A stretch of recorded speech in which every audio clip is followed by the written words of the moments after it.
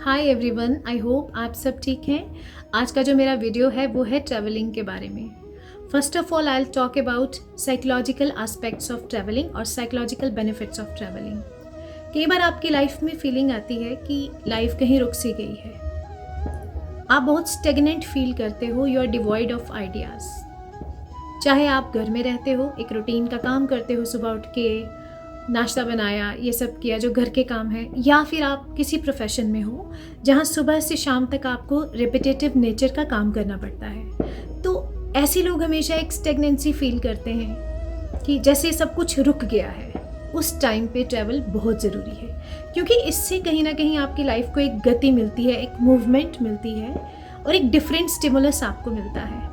हफ्ते में एक दिन या फिर महीने में एटलीस्ट 2 दिन आपको खुद के लिए ज़रूर निकालने हैं, जब आपको सब कुछ पीछे छोड़ के, सब कुछ भूल के खुद को टाइम देना है, एक पीसफुल एनवायरनमेंट में खुद को लेके जाना है, ताकि आपका दिल, दिमाग, शरीर सब चीज़ें अच्छे से एक कोऑर्डिनेशन में काम कर सकें। क्योंकि यूजुअली होता क्या है कि हम एक ही तरीके का काम कर रहे हैं, उससे जो हमारा माइंड है वो बोर होता है और इसी वजह से हमारे शरीर में फैटिग होता है। हम बेवजह कई बार थक जाते हैं, कई बार मूड स्विंग्स होते हैं, हमें रोने को मन करता है बिना किसी वजह के, जिसे कई बार हम फ्री फ्लोटिंग एंग्जाइटी भी कहते हैं। हमें एंग्जाइटी हो रही है और हमें उसका रीज़न पता नहीं है, ये क्यों हो रही है। हमें रीज़न तो होता है और उसका सोल्यूशन लेकिन यही होता है कि आप टाइम बीइंग खुद को एक चेंज दें। और सबसे अच्छी चेंज रहती है कि आप कहीं नेचर के करीब चले जाएं, किसी ऐसी पीसफुल जगह पे जहाँ पे पहाड़ हैं, बहता पानी है। वो आपकी इमोशंस को स्टेबलाइज करेगा, वो आपको नए आइडियाज़ देगा, specially when you stare at flowing waters. आप क्रिएटिव फील्ड में हैं और बहते हुए पानी को स्टेयर करते हैं 5-10 मिनट, 1-2 दिन ऐसी जगह पे निकालते हैं जहाँ पे नेचुरल ब्यूटी है, तो आपको बहुत सारे आइडियाज़ आएंगे। किसी भी प्रोफेशन में आप हो, आपको खुद के लिए टाइम ज़रूर निकालना है। कोई 2 दिन ऐसे खुद की ब्रेक के लिए 1 महीने में ज़रूर रखने हैं, जिससे आपको नए आइडियाज़ आ सकें और आप खुशी खुशी अपने प्रोफेशन में भी काम कर सकें। क्योंकि अदरवाइज़ बोर्डम की वजह से इंसान अपने प्रोफेशन में भी पूरा अपना 100% नहीं दे पाता, ना ही घर में दे पाता। क्योंकि जब उसको एक सॉर्ट ऑफ बर्डन और रिस्पॉन्सिबिलिटी फील होने लगती है, तब उसका जो एफिशिएंसी है उसकी वो कम हो जाती है। अब बात करते हैं कि एस्ट्रोलॉजिकल बेनिफिट्स क्या हैं ट्रैवल करने के।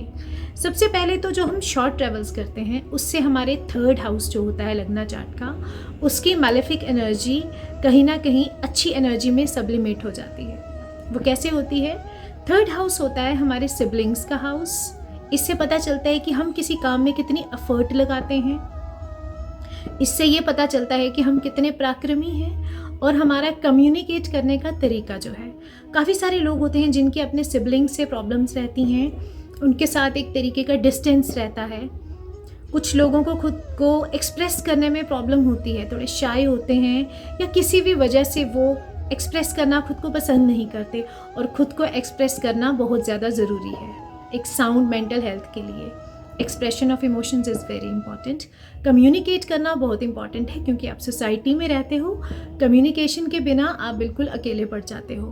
तो अगर आपको इस तरीके की प्रॉब्लम्स आ रही हैं, या फिर आपका पराक्रम आपको लगता है कि गलत जगह पे यूज़ हो रहा है, आपकी एनर्जी आप गलत जगह पे एक्सपेंड करते हो, लड़ाई झगड़ों में या पड़ोसियों के साथ लड़ाई होती है, क्योंकि 3rd हाउस कहीं ना कहीं हमारे नेबरहुड का भी होता है, तो वो 3rd हाउस की मैलेफिक एनर्जी की वजह से हमारे ऐसे एक्सपीरियंसेस होते हैं, जैसे सिबलिंग से लड़ाई हो गई, हम खुद को एक्सप्रेस नहीं कर पाए, हमारा पराक्रम कम हो जाना कहीं ना कहीं, और नेबरहुड में अच्छा एक्सपीरियंस नहीं होना। उन चीज़ों को कम करना चाहते हैं तो आपको शॉर्ट ट्रैवल ज़रूर करनी चाहिए। शॉर्ट ट्रैवल करने से ये जो बैड एस्पेक्ट्स हैं 3rd हाउस के, ये शांत हो जाएंगे, और 3rd हाउस का अगर आपको बहुत ज़्यादा फ़ायदा नहीं मिलेगा तो एटलीस्ट उसके नुकसान से आप ज़रूर बच जाएंगे। बाकी डिपेंड करता है वहाँ पे राशि क्या है, वहाँ कौन सा ग्रह बैठा हुआ है, क्या देख रहा है, वो बहुत डिटेल चीज़ें होती हैं, लेकिन ये एक जनरल एस्पेक्ट है। लॉन्ग ट्रैवल्स करने से आपका जो 9th हाउस है वो बैलेंस होता है। 9th house is the house of religion, it is the house of overall luck. आपकी किस्मत में नाम है, शोहरत है, पैसा है, सब कुछ है, लेकिन अगर 9th हाउस आपका वीक रह गया तो वो चीज़ें आपको या तो नहीं मिलेंगी या तो सही टाइम पे नहीं मिलेंगी। जब आपको ज़रूरत नहीं होगी वो चीज़ें तब आपको मिलेंगी और उसका तब कोई फ़ायदा नहीं रहता। इसीलिए अपनी 9th हाउस की एनर्जी को बैलेंस करने के लिए और अपनी किस्मत का पूरा फ़ायदा उठाने के लिए 9th हाउस की एनर्जी को पॉजिटिवली यूज़ करना बहुत ज़रूरी है। ये त्रिकोण हाउस होता है, बहुत इंपॉर्टेंट होता है एक इंसान की कुंडली में। यही हाउस होता है जो हमारा फादर से रिलेशनशिप भी बताता है। इसीलिए आपको अगर 9th हाउस के एरियाज़ में प्रॉब्लम्स आ रही हैं, जैसे फादर के साथ रिलेशनशिप ठीक नहीं होना, आप कुछ अपने धर्म के लिए करना चाहते हो, रिलीजन के लिए, क्योंकि ये हाउस रिलीजन का भी हाउस है और आप नहीं कर पा रहे हो उस डायरेक्शन में कुछ अच्छा। हायर स्टडीज़ का घर भी यही होता है, जैसे लोग PhD लेवल तक पढ़ाई करते हैं, हायर स्टडीज़ करते हैं, ये वाला हाउस एक्टिवेटेड नहीं है तो वो लोग हायर स्टडीज़ नहीं कर पाते। इस हाउस का स्ट्रॉन्ग होना, ऑस्पिशियस होना, ऑस्पिशियस प्लैनेट का यहाँ बैठना बहुत ज़रूरी होता है।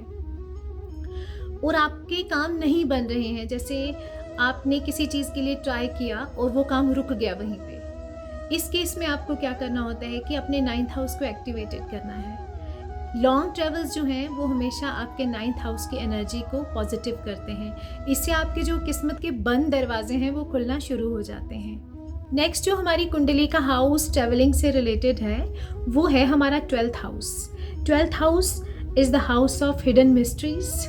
आपका जो मिस्टीरियस बिहेवियर होता है, जो हिडन बिहेवियर्स हैं आपके, जो आप यूजुअली पोर्ट्रे नहीं करते हो, आपके hidden talents, hospitalisation, abroad settlement जिन लोगों की होती है उनका जो 12th हाउस होता है वो पॉजिटिव इफेक्ट दे रहा होता है, या फिर उनका लगन का स्वामी या डेस्टिनी के घर का स्वामी 12th हाउस में बैठा होता है, तब जाके उनकी अब्रॉड सेटलमेंट होती है और अब्रॉड जाना उनको अच्छा रहता है, ऑस्पिशियस रहता है।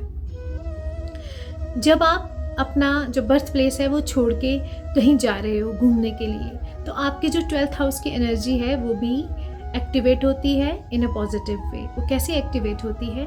क्योंकि ये हाउस भी हाउस ऑफ ट्रेवल्स है। ये होता है बहुत ही लंबी जो ट्रेवल्स होती हैं, जैसे 6 महीने में, साल में एक बार अपनी स्टेट छोड़ के कहीं गए घूमने के लिए, फिर कई लोग अपना देश छोड़ के अब्रॉड जाते हैं घूमने के लिए। चाहे रहने के लिए आप नहीं जाओ, लेकिन घूमने के लिए बीच बीच में ज़रूर जाना चाहिए। जब आप अपनी मदरलैंड छोड़ के बाहर जा रहे हो तो आपका 12th हाउस एक्टिवेटेड है। 12th हाउस जब हमें बुरा फल देता है तो इम्प्रिजनमेंट तक की नौबत आ जाती है। कई बार पैसे हॉस्पिटल्स में खर्च होते हैं, डॉक्टरों पे खर्च होते हैं, आपको ऐसी ऐसी बीमारियां बनेंगी। तो उन चीज़ों से बचने के लिए, क्योंकि ये एक्सपेंडिचर का भी घर है, आप खर्चा कितना करते हो ये आपकी कुंडली का 12वां भाव बताता है, और किन चीज़ों पे आप खर्चा करते हो। तो बेहतर होता है आप खुद ट्रैवलिंग में खर्चा कर दो। जब आप ट्रैवलिंग में खर्चा करोगे तो वो खर्चा आपका हॉस्पिटल्स में फिर नहीं होगा, फिर आप बीमार नहीं पड़ोगे, क्योंकि इस हाउस का काम है, इसने आपके पैसे खर्च करवाने हैं और इसने आपको ट्रैवल भी करवाना है। अब ये हाउस अपने तरीके से आपको अननेसेसरी ट्रैवल करवाए, इससे अच्छा आप खुद ही ट्रैवल कर लो। अब ये हाउस आपके पैसे दवाइयों पे खर्च जाए, इससे बेहतर है आप ट्रैवल में अपने पैसे खर्च कर लो। तो इस तरीके से हम अपने हाउसेस का जो पॉजिटिव इफेक्ट है वो ले सकते हैं। और क्योंकि ये हाउस ऑफ स्पिरिचुअलिटी भी है, और अगर आप कहीं, जैसे कई लोग मेडिटेशन सीखने के लिए या फिर कोई भी ऐसी विद्या सीखने के लिए, अकल्ट साइंसेस सीखने के लिए कहीं दूर जाते हैं। कुछ लोग यहाँ से जैसे योगा सीखने के लिए ऋषिकेश चले गए, पढ़ने के लिए कहीं और स्टेट में चले गए या अब्रॉड चले गए, उनका भी जो 12th हाउस का गुड इफेक्ट है उनको सारा का सारा मिलता है।